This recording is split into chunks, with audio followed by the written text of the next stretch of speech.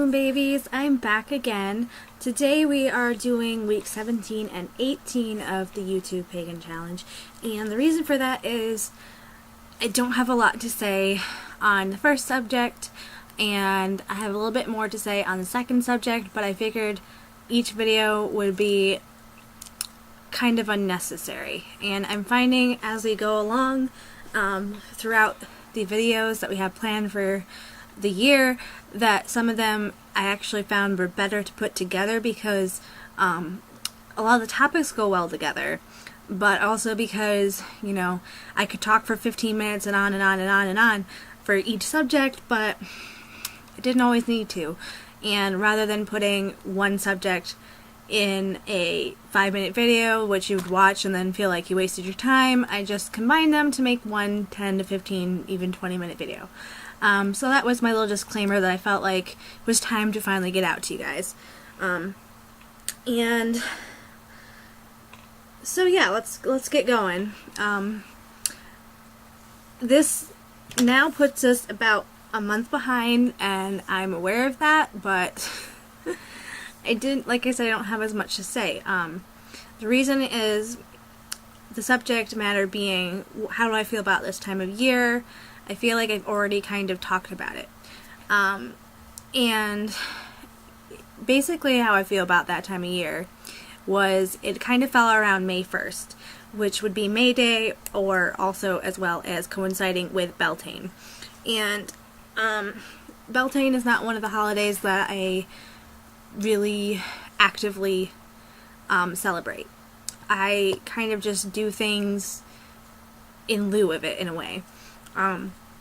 What I mean is that May Day and Beltane were kind of more, I hate to say a youthful time of year, but they kind of reiterate Astara in a way for me, which kind of sounds rude, I guess, but it's just a continuation of yay spring, which now became yay we're in summer. So yay warm weather, yay gardening, those are the kind of things that come to mind for that time of year.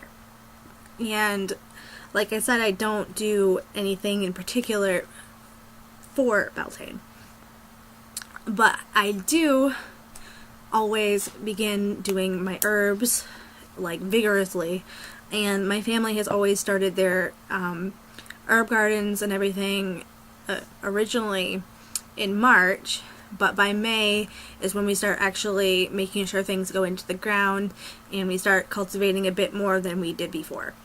So that's really all I have to say about that. All I really did was water my plants, bless my flowers, and, you know, convince my herbs to grow faster and kind of give my plant buddies some love. But that's all I really did, and that's all I have to say about it. It's really, there was a Tumblr post that I saw that kind of talks about all the different holidays, and it goes basically, yay winter, yay beginning of the year, you know, yay summer, yay more summer.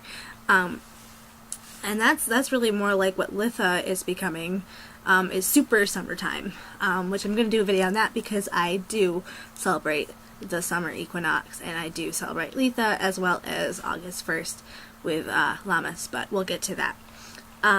Moving on, for week 18 was how do I interpret God, deity, divine, and this one I have a bit more to say about. I grew up in a Christian household, Catholic, but I never really warmed up to a God kind of persona. There was so much that I just didn't think that was all there was. I didn't really connect, I guess, and spiritually it just did not fulfill me. Yada yada yada, a few years later down the road, I found myself on this path, which, like I think I've mentioned, has continuously changed and it will probably always be evolving, but it's never been something for me to really work with any one single deity. I guess that makes me, pantheistic or multi-theistic. Also pretty interested in all the aspects of the divine. And I say divine because I think that there are so many aspects of divinity that they don't necessarily have to be in the form of a god or goddess or a being. I think that nature in its own self is divine. I think that the simplicity of nature is this raw and unnerving truth to it. You can't fight nature. You never will. You can ask nature to help you out. You can, via food, via weather, whatever you want. You can work with nature itself, but you cannot ever control it. You can't ever stop anything it wants to do. If you want to try to stop a tornado, it won't happen. But there's just something to it that I've always been in awe of nature. So for me, primarily that is my deity. That is my divine. As far as literal deity goes, or God versus goddess, I look at things two ways. I look at the god and the goddess as being an overarching theme. That you can, for example, you can find your inner goddess, you can find goddess within.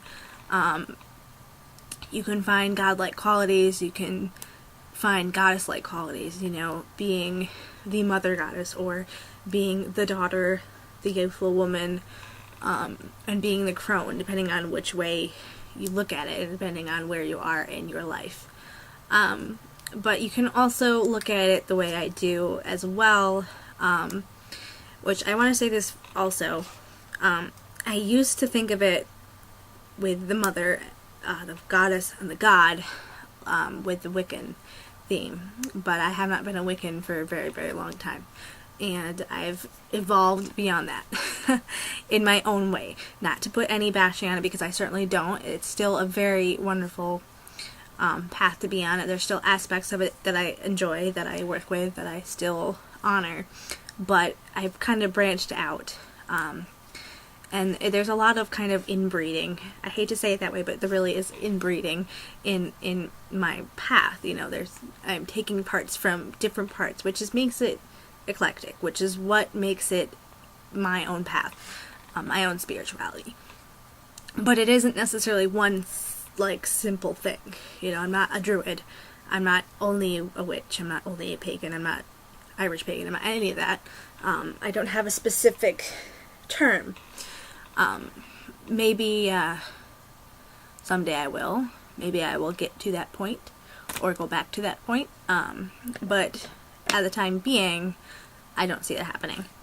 I have tea. I must drink my tea. It's delicious. One moment, please.